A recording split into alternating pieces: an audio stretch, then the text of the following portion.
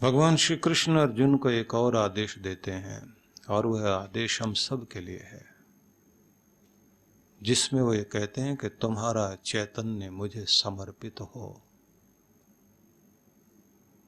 स्वयं को मुझे अर्पित करना सीखो। मयि सर्वाणि कर्माणि सन्न्यस्य अध्यात्म चेतसा निराशी निर्ममो भूत्वा युध्यस्व विगत ज्वरः। अर्जुन, समस्त कर्म मुझे समर्पित करो। मयि सर्वाणि कर्माणि सन्न्यस्य, सभी कर्मों को मुझे समर्पित कर दो, सबका त्याग विसर्जन मेरे लिए। अध्यात्म चेतसा, और तुम अपनी चेतना को आत्मा में स्थिर करो। निराशी निर्ममो भूत्वा, बहुत सारी इच्छाओं के, आशाओं के, आकांक्षाओं के जाल से स्वयं को, अपने चित्त को, अपने मन मस्तिष्क को शून्य करके शांत होकर निर्ममो भूत्वा, और मेरेपन के, अहंकार के भाव से शून्य होकर, खाली होकर युध्यस्व, अपना युद्ध करो, अपना कर्तव्य करो। विगत ज्वरः, और यह चित्त तुम्हारा निरुद्वेग, उद्वेग से रहित कर लीजिए। उद्वेग रहित चित्त तुम्हारा, शांत चित्त, अपनी पूरी ऊर्जा अपने कर्तव्य के लिए लगाओ। मनुष्य हर पल अपने चेहरे पर एक मुखौटा पहने हुए होता है, और इसी को पर्सनैलिटी भी बोलने लगते हैं, क्योंकि पर्सनैलिटी शब्द परसोना से बनता है, जिसका अर्थ ही मुखौटा होता है। तो हम सब अपने चेहरे पर एक मुखौटा लगा लेते हैं और वो फिर पक्का कर लेते हैं। कभी कभी निराशा में हम तो निराश ही हैं, ऐसे ही हैं, ऐसे ही रहेंगे। गुस्सेबाज हो गए तो एक मुखौटा लग गया, मैं ऐसा ही हूं, बर्दाश्त नहीं कर सकता, मुझे गुस्सा आता है। तो इस तरह के मुखौटे जब हमारे जीवन में आ जाते हैं तो हमारा वास्तविक चैतन्य वो खो जाता है। यद्यपि कहा जाता है कि तुम्हें अपना कार्य करना है, तब तुम्हारी पर्सनालिटी उस तरह की हो जाए, खिलाड़ी बनकर खिलाड़ी जैसी हो, उद्दाम शक्ति भर के अपने अंदर जुझारू बनकर जूझिए। लेकिन जब ध्यान में आप बैठेंगे तब एक योगी बन जाइए, पर्सनालिटी बदल जाए। उस समय चित्त बिल्कुल शांत, सहज और सभी तरह की वृत्तियों से रहित होकर मस्तिष्क को शून्य कर लें, जैसे आकाश से बादल बरस कर चले गए और आकाश पूरा खाली हो गया और उसमें सूरज का प्रकाश आने लग गया, धरती तक फैल रहा है प्रकाश। बस ऐसे ही आपका चित्त भी ध्यान में जाते समय आप एक योगी का जीवन अपना लें, ध्यानी का जीवन अपना लें। पर्सनालिटी तब आपकी वही होनी चाहिए। जब तुम अपने घर में आते हो तो प्रेम की प्रतिमूर्ति, लेकिन जब संसार में कर्म के लिए जाते हो तो कर्म योगी की प्रतिमूर्ति। लेकिन आंतरिक रूप से तुम क्या होने चाहिए? अध्यात्म चेतसा। आंतरिक रूप से तुम एक आध्यात्मिक चित्त वाले व्यक्ति हो। आध्यात्मिक चित्त वाला व्यक्ति क्या होता है? योगी अरविंद के एक शिष्य जो कभी उनसे नहीं मिले थे, कभी उनके आश्रम में भी नहीं गए, लेकिन उनके लिए करोड़ों करोड़ों दान उन्होंने भेजा, क्योंकि उनके कुछ वचन पढ़ने को मिले थे और उससे उनका व्यक्तित्व बदल गया। और वो वचन जीवन का अंग बन गए। बहुत ज्यादा नहीं पढ़ा, थोड़ा पढ़ा। तो एक महात्मा मिलने के लिए गए, इतना सारा करोड़ों करोड़ों दान तुमने किया, सोचिए 50-60 करोड़ रुपया कोई दान करे और मिला भी ना हो, गया भी नहीं कभी। तो महात्मा पूछने लगे, ऐसा क्या है जो आपने वहां उनके वचनों में देखा? उन्होंने कहा कि कुछ चीजों ने मुझे पूरा प्रभावित कर दिया। उन्होंने जो प्रभावित किया है वो मैं तुम्हें बता सकता हूं। महात्मा बोले, आप बताइए। कि महाराज, उनका कहना है कि पूरा जीवन ही योग है और पूरे जीवन को योग वाला जीवन बनाओ, संपूर्ण जीवन तुम्हारा योग वाला हो जाए और योग का लक्ष्य भगवत प्राप्ति है। बोले, बस इतना? कि नहीं, उस भगवत प्राप्ति की भी एक उपलब्धि है, और वह उपलब्धि है कि शरीर, मन, प्राण, इन सब का पूर्ण रूप से रूपांतरण हो जाए।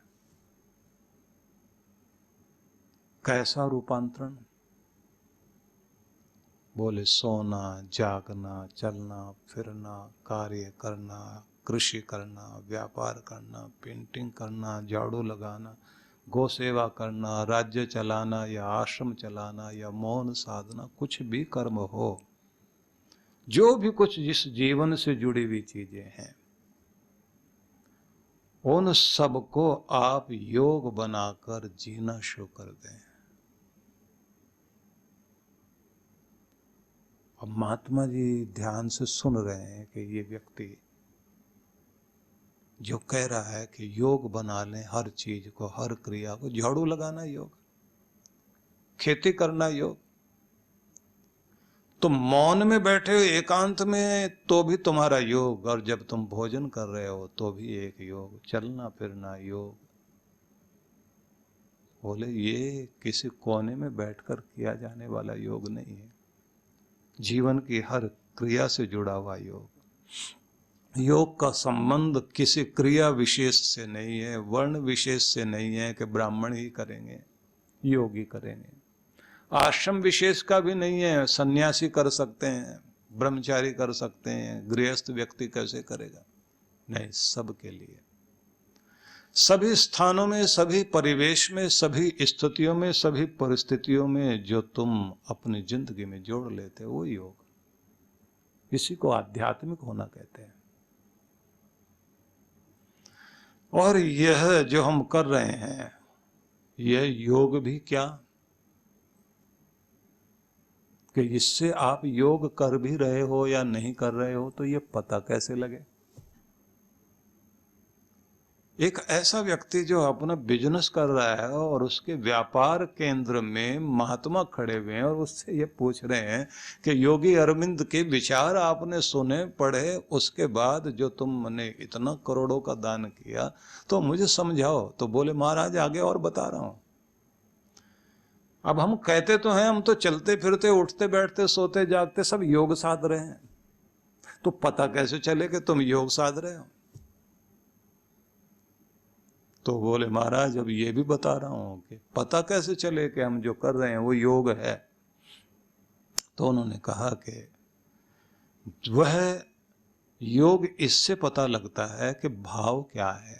कोई भी क्रिया कर रहे हो, तुम्हारा भाव, भावना क्या है, तब पता लगेगा तुम्हारा योग, तुम योग कर भी पा रहे या नहीं, किस भाव से युक्त होकर आप अपना कर्म कर रहे हो। योग में बस यही तथ्य मूल्यवान है महाराज, यही मैंने पकड़ा है, बस ये आप भी समझ लीजिए। तो आप तो महाराज मेरी परीक्षा ले रहे हो, लेकिन परीक्षा क्या, मैं तो जीवन में अनुभव किया कि कर्म तो तुम कर रहे हो और तुम कहते हो कि मैं योग ही कर रहा हूं, लेकिन उसकी परीक्षा कैसे हो कि तुम योग कर रहे हो, तो इससे पता लगेगा कि तुम किस भाव से युक्त हो करके कर्म कर रहे हो। योग में यही तथ्य सबसे ज्यादा मूल्यवान है। उन्होंने फिर कहा मतलब महाराज, मतलब मतलब मतलब मतलब, अब बात तो आगे जानी चाहिए, भाव क्या मतलब। तो उन्होंने कहा मतलब ये कि भगवान के लिए कर रहे हो या अपने अहंकार के लिए कर रहे हो, बस यहाँ इस मतलब को यहाँ जोड़िए, तब पता लगेगा तुम योग कर रहे हो, तुम आध्यात्मिक हो करके कर्म कर रहे हो।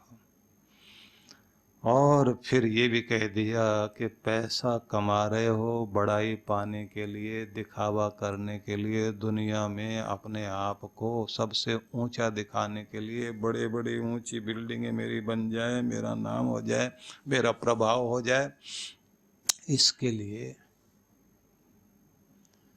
या जीवन में धन कमा रहे हो जीवन को धन्य करने के लिए, जिसने दिया उसकी चीज त्वदीय वस्तु गोविंद तुभ्यमेव समर्पये, तेरे ही कार्यों के लिए तेरा ही दिया हुआ समर्पित हो जाए। तुम्हारा भाव धन कमाने का परमात्मा के लिए है या अहंकार के लिए। ये बिंदु इस रूप में भी कि तुम्हारा धन कमाना किसी को नीचा दिखाने के लिए है या किसी को ऊंचा उठाने के लिए, भाव क्या है। यह धन मेरे जीवन को धन्य करे, मैं समृद्धि से युक्त होकर, सशक्त समृद्ध होकर स्वयं को आनंदित करते हुए अपने चारों तरफ आनंद को फैलाऊं, मैं ऊपर उठूं, दूसरों को भी ऊपर उठने का कारण बनूं, क्योंकि यह सब भगवत कार्य है। इस भगवत कार्य के लिए ही इस क्रिया को मैं कर रहा हूं।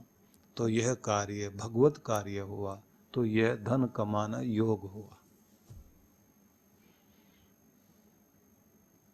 प्रत्येक कार्य को योग बना लेना और वो योग ही अध्यात्म बन जाए, अध्यात्म चेतसा। तुम्हारा चित्त अध्यात्म के लिए हो। और फिर एक बात और, तुम भोजन करने बैठे तो ये तो तुम्हारा एक निजी कार्य है, वो योग कैसे बने। सबसे पहले तो अपने भोजन को अमृत प्रसाद बनाइए। देने वाले उस दाता का ध्यान मन में करते हुए उसकी प्रेम भरी दृष्टि को अपने अंदर लाकर, जिस करुणा से, जैसे एक माँ खिलाती है छोटे बच्चे को, अपने बच्चे के लिए बहुत प्यार से जो कुछ लेकर आई, बस वैसे भगवान ने आपके लिए आज का जो प्रसाद दिया है, उसकी कृपा को अपने अंदर अनुभव करते हुए उसी दृष्टि से आप अपने भोजन को देखिए। और देखिए कि यह मेरे शरीर में जाते ही ऊर्जा बनने का कार्य करेगा, मेरी शक्ति बनेगा, मेरे शरीर का हिस्सा बनेगा। देने वाले प्रभु के लिए मैं धन्यवाद करता हूँ। और मन में कितनी देर लगेगी ये सब कहने में, आधा मिनट भी नहीं लगेगा। तुम दूसरों को दिखा करके कोई मंत्र बोल ले वो बात अलग है, लेकिन तुम्हारा मन जब ये मंत्र, ये भाव बोलता है और महसूस करता है, क्योंकि तुम जो बोलते हो बात वो नहीं तुम क्या बोलते, तुम क्या महसूस करते हो, यहां से योग सदता है। तो जब वो भोजन तुम कर रहे हो तो वो भी एक भक्ति बन गया, और वो शरीर में जाकर आपको शक्ति तो दे रहा है, लेकिन आप सामर्थ्य मांग रहे हैं, मैं और बेहतर जीवन जीऊं और दूसरों की जिंदगी को भी बेहतर बनाने में सहयोगी बन सकूं। भाव यहाँ भी ईश्वरीय कार्य को, ईश्वर के कार्यों को करने का भाव जब मन में होता है तो प्रत्येक कार्य योग बनता है। विख्यात आध्यात्मिक एवं ध्यान गुरु डॉक्टर अर्चिका दीदी के पावन सानिध्य में कैलाश मानसरोवर यात्रा 2025 में भाग लीजिए और परिष्कृत करें अपनी आध्यात्मिक तपस्या को। भगवान शिव एवं सद्गुरुदेव परम पूजनीय श्री सुधांशु जी महाराज के आशीर्वाद से यह 10 दिवसीय तीर्थ यात्रा 8 से 17 सितंबर 2025 तक चलेगी। डॉक्टर अर्चिका फाउंडेशन द्वारा आयोजित यह परम पावन यात्रा 5 साल के लंबे अंतराल के बाद पुनः शुरू होने जा रही है। कैलाश मानसरोवर एक दुर्गम यात्रा है। इसे ध्यान में रखते हुए फाउंडेशन द्वारा हेलीकॉप्टर यात्रा का प्रबंध किया गया है, जिससे सभी विशेषकर वृद्ध तीर्थयात्री इसे सुगमता से पूरी कर पाएंगे। तो चलिए हमारे साथ आत्मा एवं परमात्मा के इस गूढ़ संवाद कैलाश मानसरोवर 2025 की यात्रा में।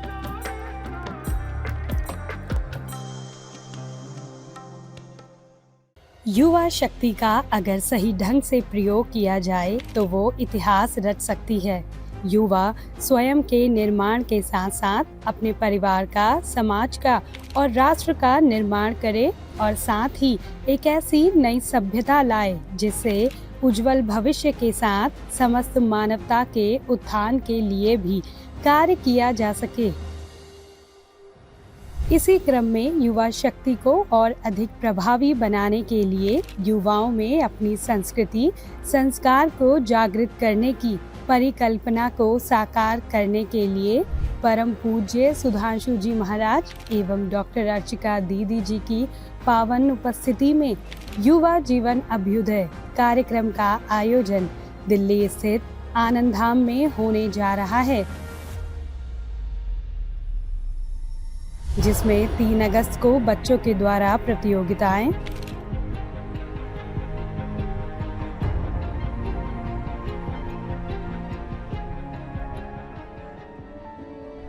तथा महाराज श्री एवं दीदी जी के साथ युवा सम्मेलन का आयोजन होगा तथा 4 अगस्त को सांस्कृतिक कार्यक्रम, प्रवचन, पुरस्कार वितरण तथा युवा अभ्युदय अचीवमेंट अवार्ड के साथ कार्यक्रम का विधिवत समापन होगा। यह कार्यक्रम युवाओं का है, युवाओं के लिए है और युवाओं के द्वारा ही आयोजित है। तो आइए आप भी हमारे साथ जुड़कर नई ऊर्जा, नई सोच, नव संकल्प, नया पथ रखने वाले नव भारत का नव निर्माण करें।